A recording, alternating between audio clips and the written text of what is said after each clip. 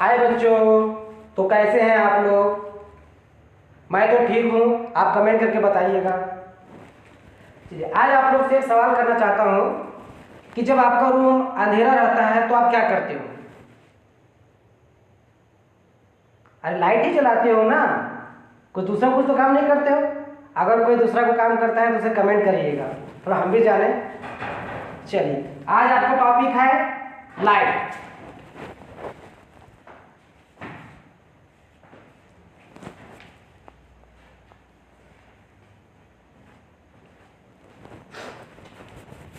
What is light? चलिए इसका definition लिख लेते हैं पहले, उसके बाद फिर इसको समझाते हैं।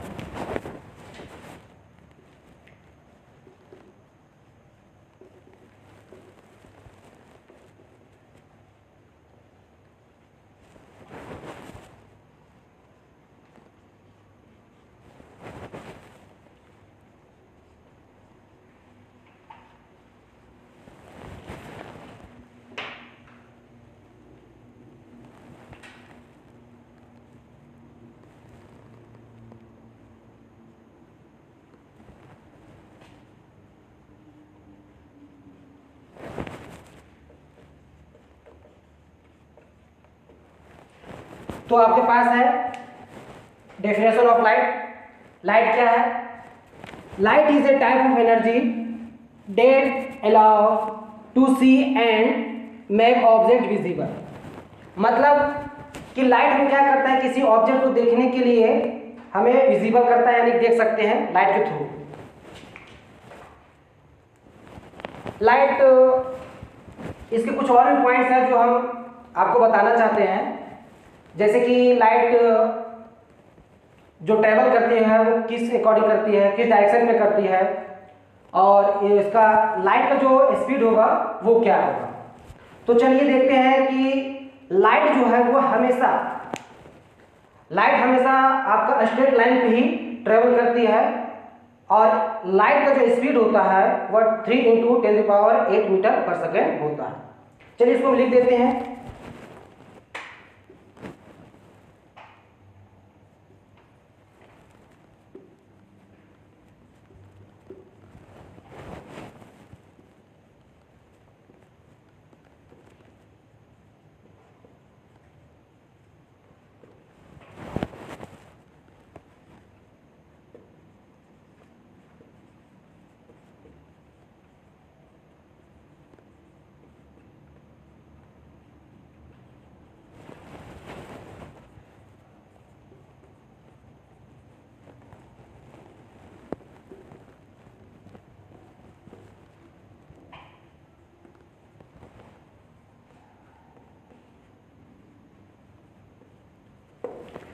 तो ठीक है, the light is always travelling in straight line. Light हमेशा स्ट्रेट लाइन पे ही ट्रैवलिंग करती है। तो लाइट जब स्ट्रेट लाइन पे ट्रैवलिंग करती है कुछ ना कुछ इसका स्पीड होगा, जो भी होगा तो देखते हैं। तो speed of light is 3 × 10⁸ metre per second. मतलब कि जब लाइट स्ट्रेट लाइन पे ट्रैवलिंग करती है तो उसका स्पीड 3 × 10⁸ मीटर पर सेकेंड होती है। ठीक है, तो लाइट में क्या क्या जाने? लाइट का पहला चीज कि हम डेफिनेशन समझे। दूसरा, लाइट हमेशा स्ट्रेट लाइन पे ट्रैवलिंग करती है। तीसरा, speed of light. Next topic होगा लाइट का फेनोमेना। लाइट का 2 फेनोमेना होता है, उसको देख लेते हैं, फिर उसका डेफिनेशन, उसका लॉ जो है फिर समझाएंगे।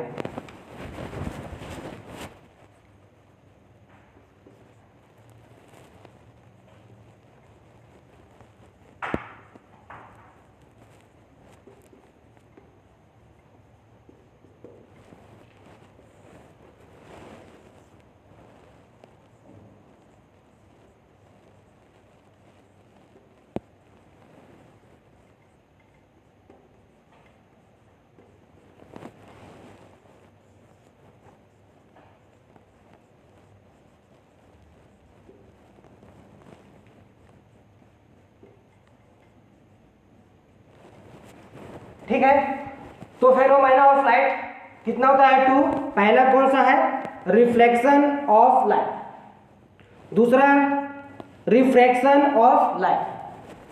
तो रिफ्लेक्शन ऑफ लाइट क्या होता है और रिफ्रैक्शन ऑफ लाइट क्या होता है आगे समझेंगे।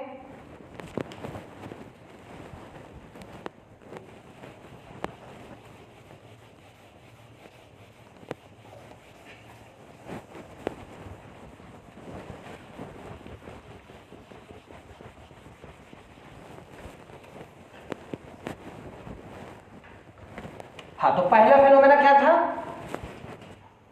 Reflection of light.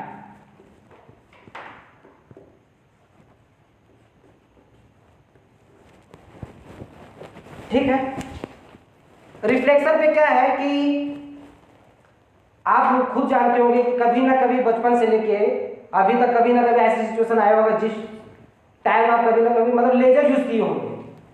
तो जब लेजर यूज करते हैं तो कभी कहाँ कहाँ लेजर मारते हो तो आप भी जानते होंगे, इसमें तो हमको बोलने की जरूरत ही नहीं है। समझ गए होंगे मेरा बात आप लोग? हाँ, तो ठीक है, नेगेटिव नहीं सोचना है।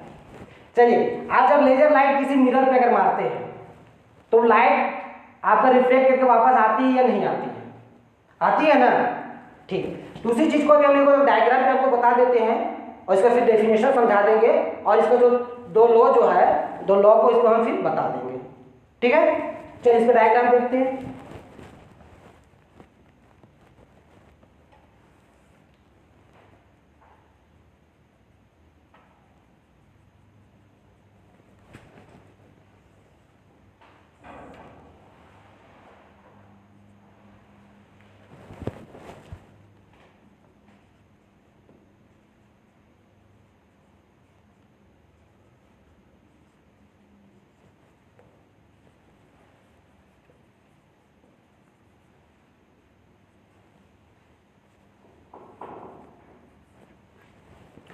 तो देखते हैं, जब आप लेजर लाइट जब किसी मिरर पे आप जलाते हो तो जब लाइट लेजर से जो निकलती है, जो रे जो निकलती है आप मिरर में जब जाती है तो उस रे को हम बोलेंगे इंसिडेंट रे।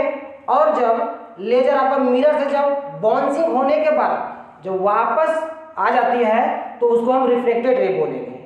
ठीक है, इसके ऊपर एक नॉर्मल होता है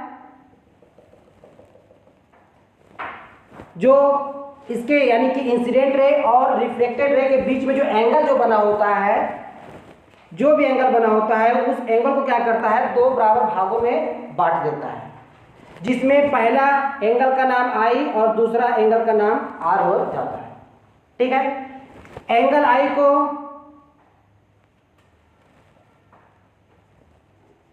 एंगल ऑफ इंसिडेंस कहते हैं और आर को एंगल ऑफ रिफ्लेक्शन कहते हैं। ठीक है, तो क्या बताए कि ये आपका मिरर है, मिरर पे जब आप लाइट देते हो तो जब लाइट जाता है वो क्या है, इंसिडेंट रे कहलाता है। दूसरा, जब रे बाउंसिंग होने के बाद जो लाइट वापस जो चले जाती है उसको क्या बोलते हैं, रिफ्लेक्टेड रे। तीसरा क्या हुआ कि जब इस पर नॉर्मल जो रहती है, नॉर्मल का काम क्या है कि इसके द्वारा जो एंगल जो मेक होता है, जो बनता है, उस एंगल को क्या करते हैं, डिस्ट्रीब्यूट करता है दो इक्वल भागों में, जिसका पहला का नाम है आई और दूसरा का नाम है आर। आई को एंगल ऑफ इंसिडेंस बोला जाता है और आर को एंगल ऑफ रिफ्लेक्शन बोला जाता है। ठीक है, तो अब डेफिनेशन इसका देते हैं।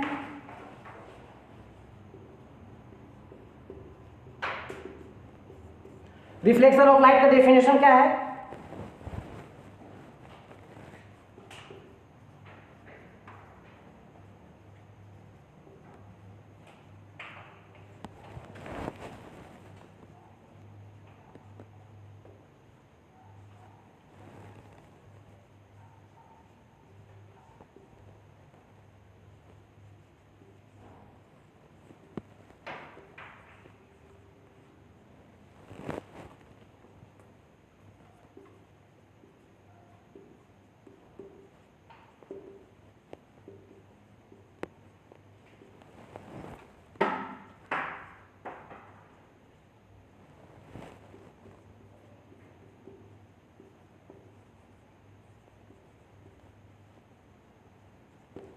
ठीक है।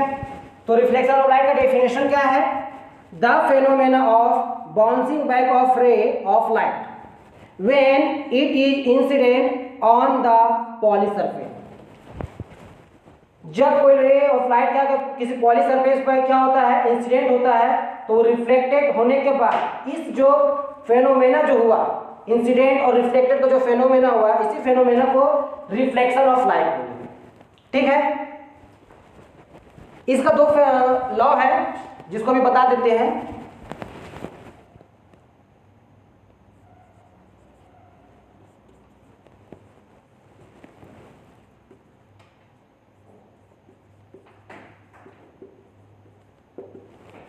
Law of reflection. तो लॉ ऑफ रिफ्लेक्शन बताने से पहले हम इस डायग्राम पर थोड़ा फोकस करते हैं। अगर इस डायग्राम को अगर आप समझ जाइएगा अच्छा तरीका से, तो उसका दो जो लॉ है, लॉ लिखने में कोई भी प्रॉब्लम नहीं होगी, कोई भी दिक्कत नहीं होगी। चलिए इस डायग्राम को नहीं हो तो थोड़ा सा ध्यान से समझिएगा। जब इंसिडेंट रे और रिफ्लेक्टेड रे आप समझ गए, इसके बीच में नॉर्मल जो था आपका, जो एंगल आई जो मेक हो रहा है, ये जो एंगल जो आई है वो हमेशा एंगल आर का इक्वल ही होगा। मतलब कि अगर एंगल आई अगर 30 डिग्री बन रहा है तो एंगल आर भी 30 डिग्री ही होगा। ठीक है। दूसरा देख लीजिए एग्जांपल, मान लीजिए अगर एंगल अगर 45 डिग्री है आई, तो आर भी क्या होगा, 45 डिग्री ही होगा।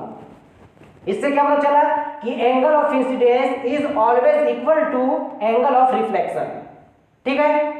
पहला लिख लेते हैं।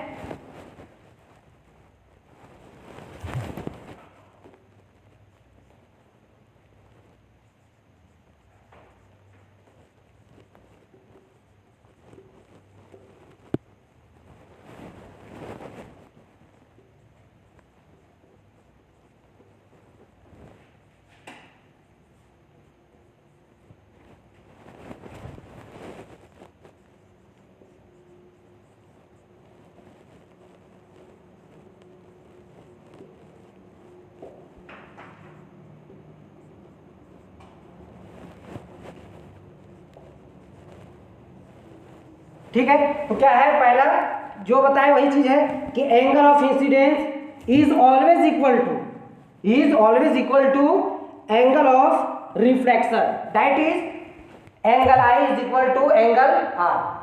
ठीक है। अब दूसरा इसका क्या है, तो दूसरा लिखने से पहले आप हम फिर एक बार समझाना चाहते हैं।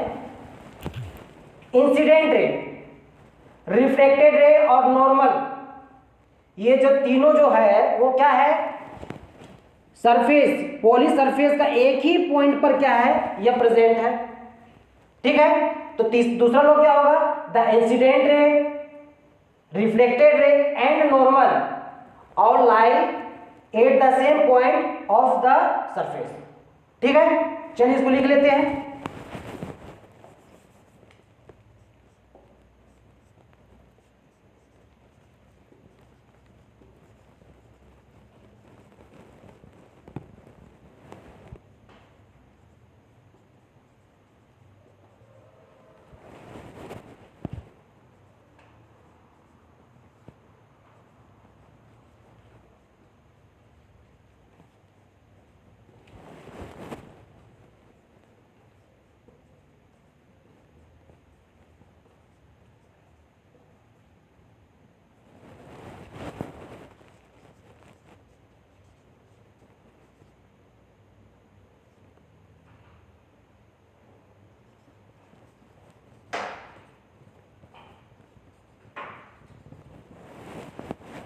ठीक है।